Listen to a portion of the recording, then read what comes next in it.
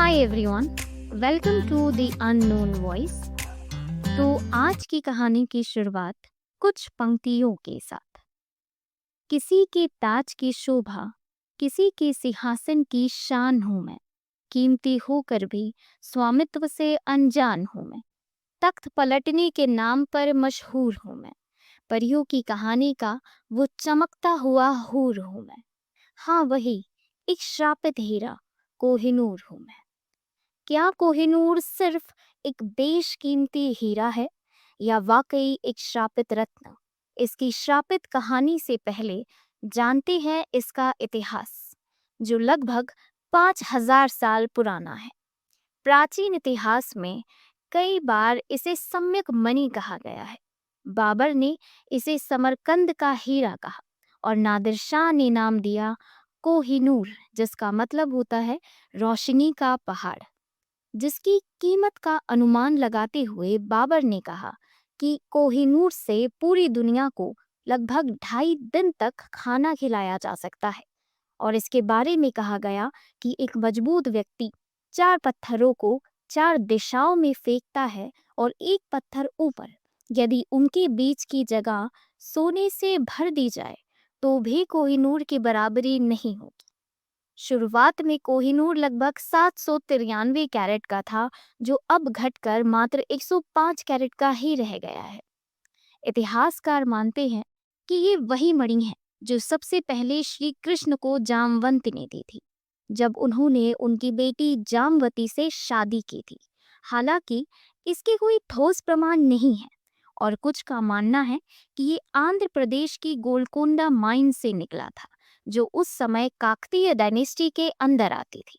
और इसका पहला जिक्र भी 13वीं शताब्दी का है, जो कि काकतीय के पास होने का दावा करता है।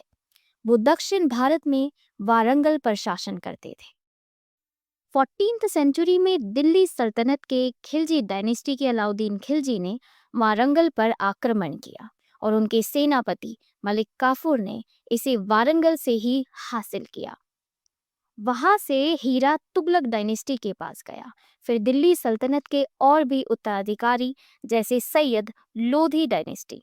उसके बाद आती है 16वीं शताब्दी, जिसमें बाबर ने लोधी डायनेस्टी पर अटैक किया।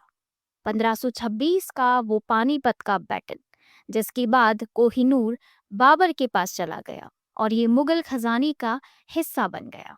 सन 1739 में ईरानी शासक नादिर शाह ने दिल्ली को लूटा और मुगलों से तख्ते ताउस और कोहिनूर दोनों ले गया।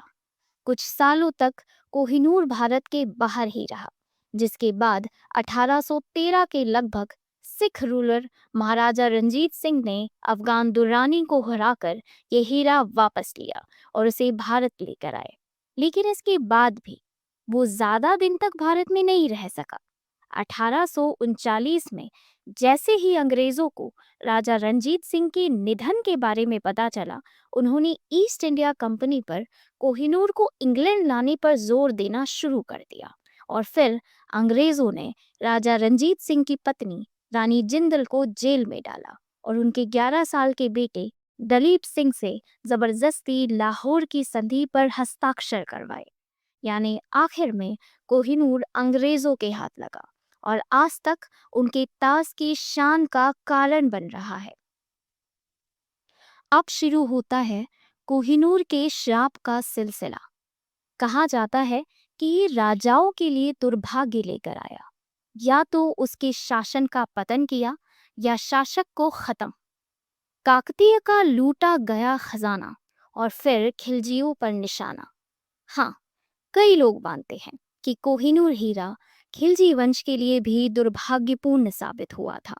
इतिहास में खिलजी वंश के शासकों के पास कोहिनूर रहा था और ऐसा माना जाता है कि इस हीरे ने उनके शासन को कमजोर कर दिया था, जिसके बाद उनका पतन हुआ। इसके बाद भी तुगलक सैयद लोधी से गुजरा और उनके दुर्भाग्य का कारण बना। फिर बारी आई मुगलों की। बाबर से शुरुआत हुई। बाबर ने इसे 1526 में पानीपत की लड़ाई में लोधी डायनेस्टी से जीता था। हुमायूं के पास आया, लेकिन अकबर के शासन से दूर था।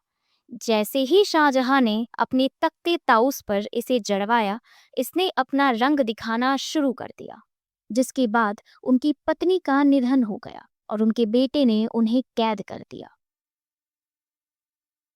उसके बाद नादिर शाह ने इस हीरे को भारत से छीन लिया, लेकिन कुछ समय बाद उनकी हत्या कर दी गई। महाराजा रंजीत सिंह ने इस हीरे को हासिल किया। उनका कहना था कि ये हीरा इंसानों के लिए नहीं है, भगवान के लिए है। वो इसे जगन्नाथ के मंदिर में दान करना चाहते थे, लेकिन उससे पहले ही उनकी मृत्यु हो गई।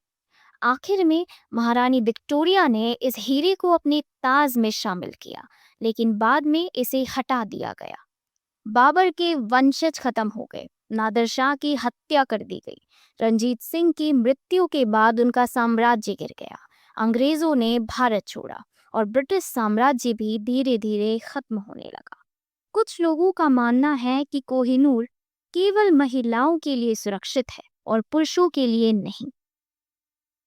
कोहिनूर का इतिहास भी इस अभिशाप से जुड़ा हुआ है, क्योंकि इसे धारण करने वाले अधिकांश पुरुष शासकों के साथ कुछ बुरा हुआ है।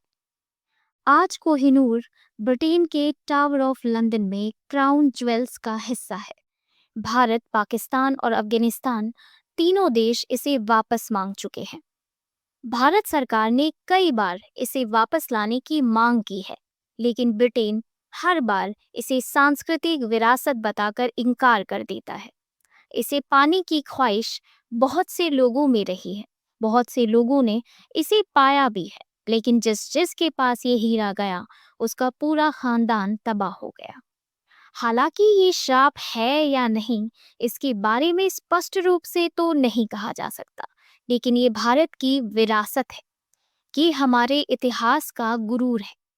जिसके लिए तलवारें चली, ये वही कोहिनूर है कि भारत का था और ये भारत का ही रहना चाहिए। Do let me know in the comment section what do you think regarding this.